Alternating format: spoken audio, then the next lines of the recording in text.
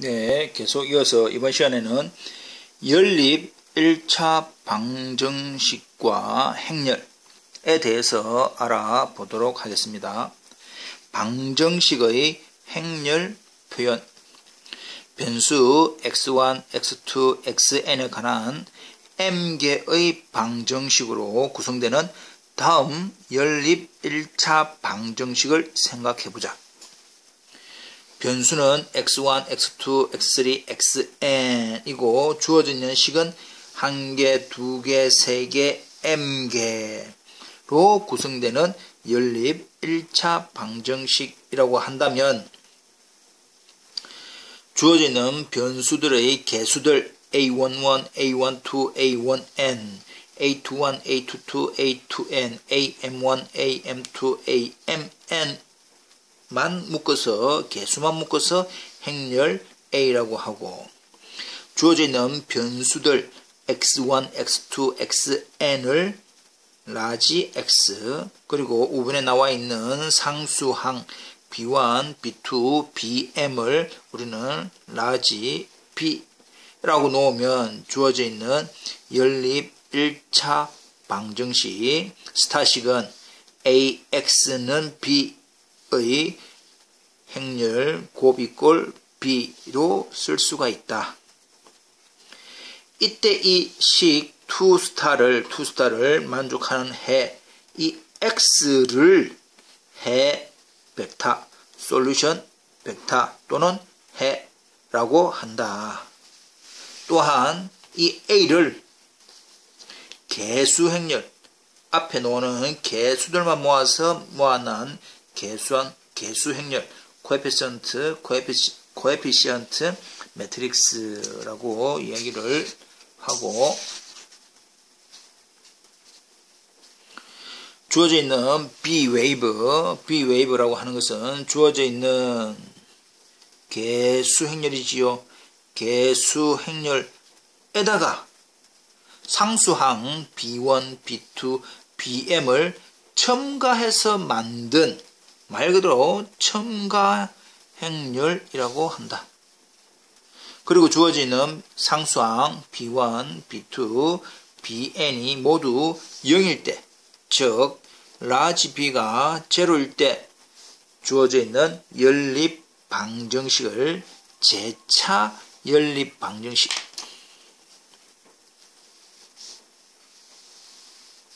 그 다음에 B가 0이 아닐 때 비재차 연립 방정식이라고 이야기를 우리가 정의를 그렇게 하는 겁니다. 상수항이 모두 다 0으로 되어 있는 식은 재차 연립 방정식. 0이 아닌 상수항이 0이 아닌 형태로 구성되어 있는 연립 방정식을 비재차 연립 방정식. 재차 우변이 모두 0, ax는 0은 항상 0벡터 x는 0을 해로 가진다. 이거라고 해서 항상 x가 0은 아닐 수도 있다 이 말이야. 즉 이 0벡터는 너무 뻔한, 너무 분명한, 너무 자명한 해. 그래서 이러한 해를 자명한 해, 트리비얼 솔루션이라고 이야기도 합니다. 넘어가 봅시다.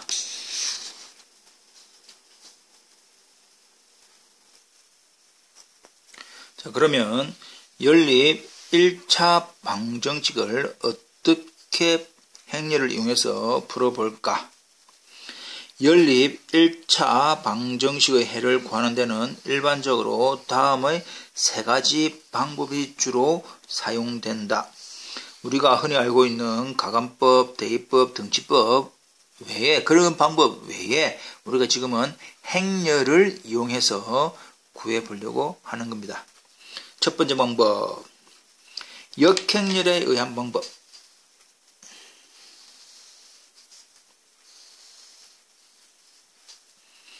n개의 미주의 변수로 이루어져 있는 n개의 1차 방정식의 행렬 표시를 ax는 b, 좀 전에 했지요. 개수 행렬, 그 다음 변수, 상수 행렬 라고 했을 때 개수행렬 A의 행렬식 디터미넌트 A가 0이 아니면 결국은 존재한다. A의 역행렬이 존재하더라. 고로 이 방정식은 유일한 해에 X는 A 인버스 B를 갖는다. 그래서 우리가 지금 이 부분도 실질적으로는 여기에 AX는 B라고 한다면 A 인버스가 존재하는데 우변이 아니라 A의 좌변 역시 똑같은 방향 A의 왼쪽에 곱해 주어서 이렇게 되더라. 곱셈에서도 결합이 성립을 하니까 A 인버스 A 단위 행렬되고 단위 행렬하고 X 하면 역시 X가 될 거다. 그래서 우리가 알고 있는 해 벡터는 이제 이런 식으로 구해진다 그 뜻입니다. 자, 그렇다면 다음 연립 1차 방정식을 역행렬을 이용하여 풀어보도록 하겠습니다. 이러한 우리가 현재 다시 한번 이야기하면 가감법, 대입법, 등치법으로 풀어도 되지만 지금은 행렬을 이용한 연립 1차 방정식의 풀이입니다. 따라서 주어져 있는 연립 1차 방정식을 개수행렬 2, 3, 1, 1, 마이너스 2, 마이너스 1, 1, 4, 1, 그 다음에 주어져 있는 변수 행렬은 x, y, g지요. 그 다음에 상수 0, 1, 2를 라지 b라고 한다면 주어져 있는 이 형태는 ax는 b가 된다. 근데 주어져 있는 개수 행렬의 디터미넌트 행렬식의 값을 먼저 알아봐야 되겠지요. 그래서 주어져 있는 행렬, 개수행렬 A의 디터미넌트 행렬식을 구해본다. 다시 한 번 더 이 방법은 행전개 또는 열전개 방법 여러 가지 있습니다. 앞에서 다시 한 번 더 소개했으니까 복습하기로 하고 그러한 디터미넌트를 가지고 구하는 방식에 의해서 구해보니까 4가 된다. 중요한 것은 4가 뭐가 아니다. 0이 아니다. 고로 역행렬 A의 인버스가 존재한다. 즉 A가 가역 행렬이다.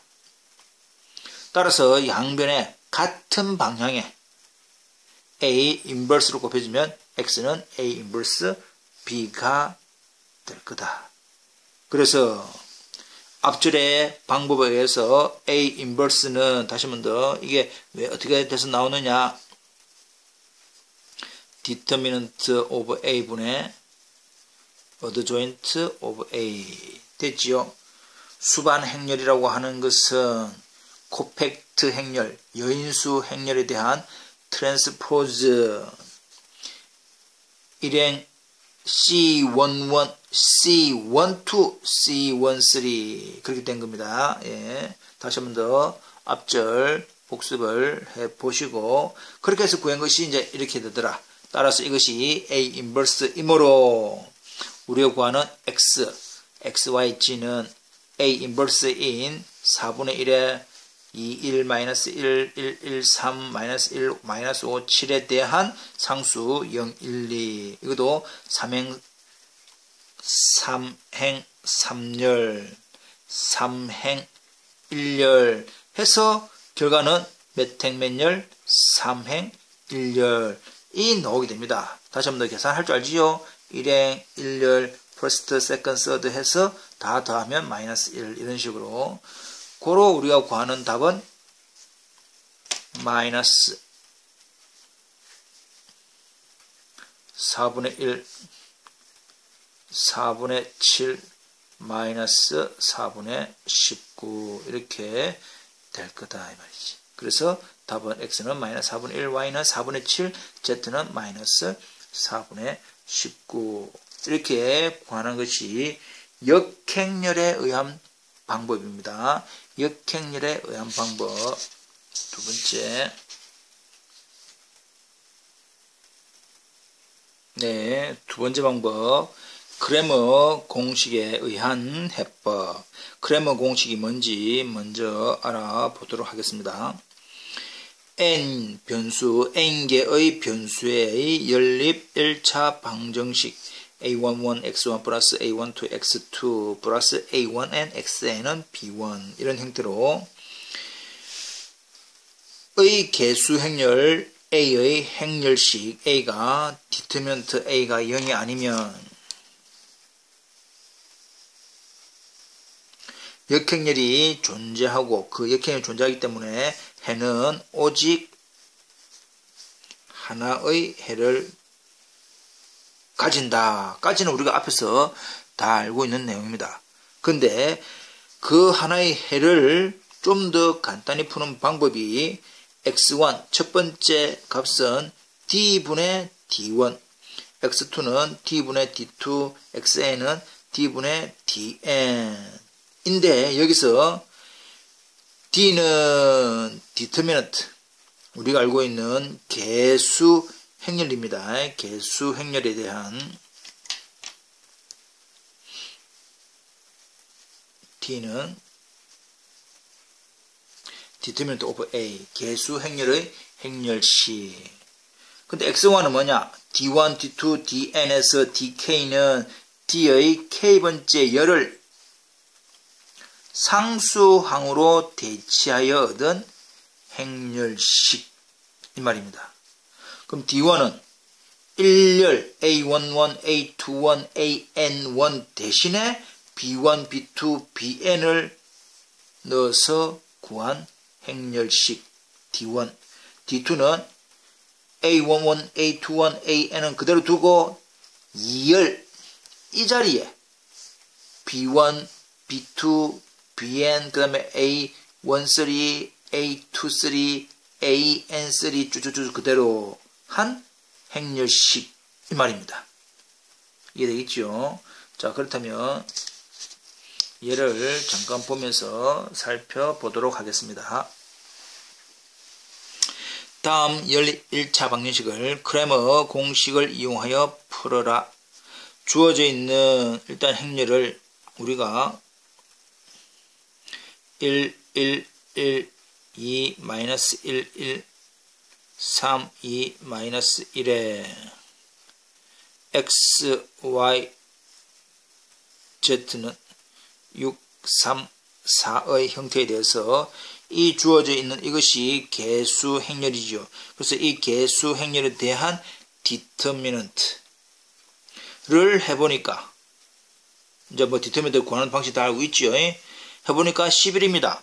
중요한 것은 0이 아닐 때, 0이 아니기 때문에 주어져 있는 해는 유일하게 존재한다.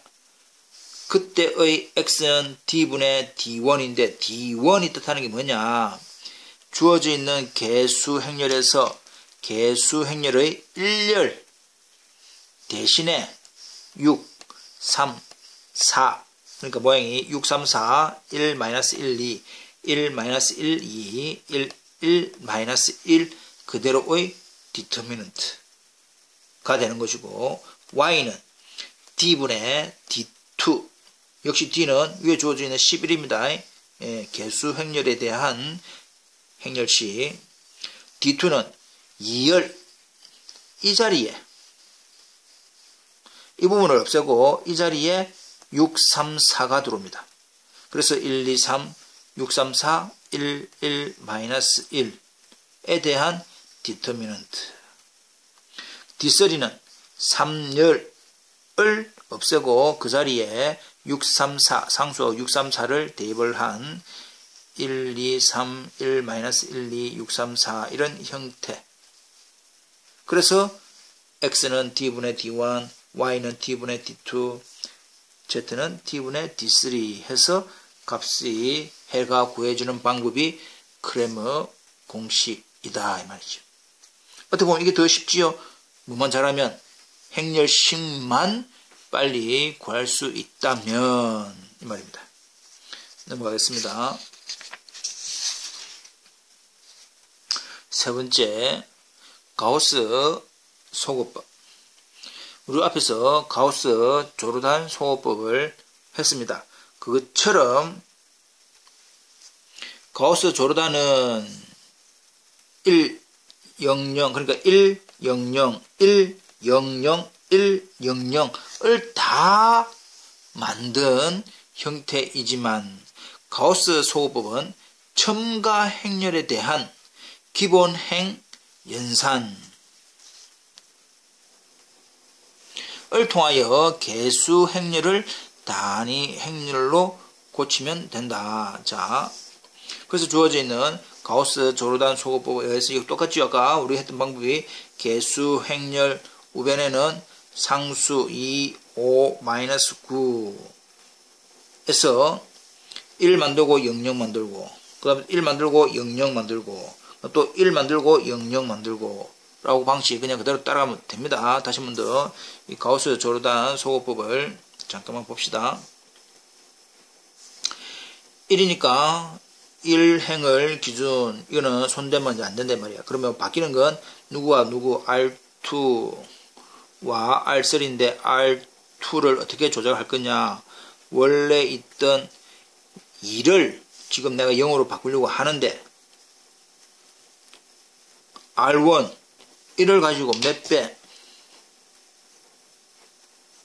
마이너스 2배. 마이너스 2배 더하기 해가지고 여기에 마이너스 2배 더하기 하니까 7, 마이너스 2배 더하기 하니까 이렇게 마이너스 2배 더하기 하니까 이만큼이다 이 말이지.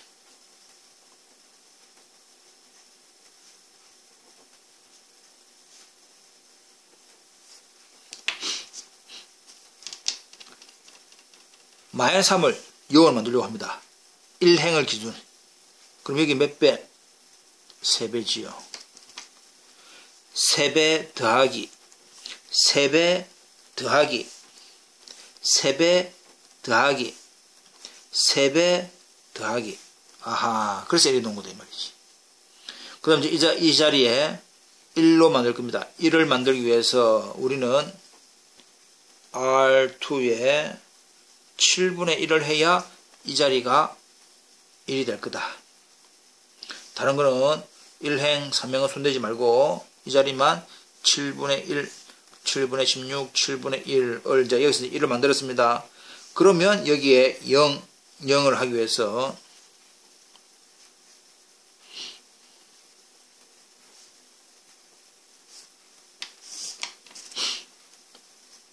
몇 배? 지금 마이너스 1을 0으로 바꾸려고 하니까 R2에 몇 배? 2배. 2배 더하기 여기 2배 더하기 하니까 이만큼 2배 더하기 하니까 이만큼 되지요. 이제 무슨 뜻인지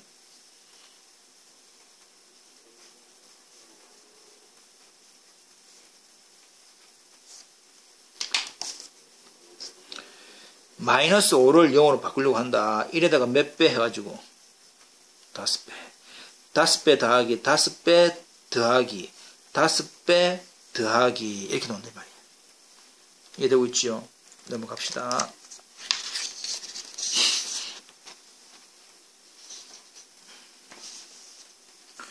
그렇게 해서 또 이번에는 3행 3열 자리에 R3 자리에 얼마? 마이너스 32분의 7을 해줘야 되겠네. 그렇게 해서 계산된 것이 이렇게 나오더라. 또 모양을 R2 자리를 바꾸려고 하는데 R3에 몇 배냐?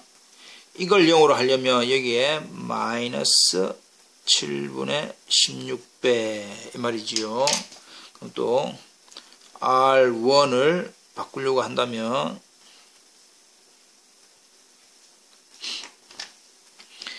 마이너스 7분의 10을 0으로 바꾸려고 한다면 이에다가 7분의 10을 해가지고 조작을 하면 이렇게 나온다. 이것이 결국 x 3 y 마이너스 1 z는 2분의 1 이렇게 되는 걸 의미합니다. 우리는 방법 3가지를 해보았습니다. 첫 번째 역행렬, 두 번째 크레머 공식, 세 번째 가우스 조르단 각각의 예를 다 했으니까 첫 번째 예제에 대해서도 역행렬을 제외한 나머지 크레머, 가우스 조르단 소거법을 해보시고 예제 2번에 대해서는 역행렬과 크레머 세 번째 방식에 대해서는 가우스를 제외한 역행렬하고 크레머 맞지? 그렇게 한 번씩 다시 다 풀어보면 될 것 같습니다.